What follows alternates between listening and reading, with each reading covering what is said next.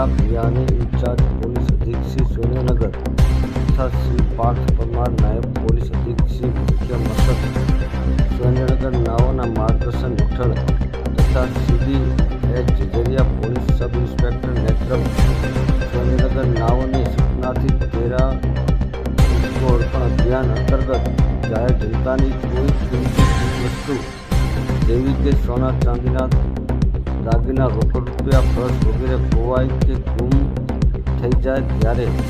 નેત્રમ સુરેન્દ્રનગરના સીસીટીવીની મદદથી વેરીફાઈ કરી મૂળ માલિકને પરત કરવા સૂચના થઈ આવેલ હોય.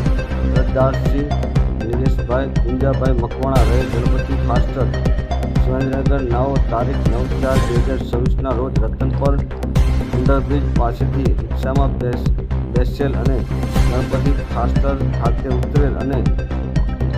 પટોળાના કલર ભરેલ આશરે કિંમત ₹10,000 કિંમતી થેલી રિક્ષામાં જ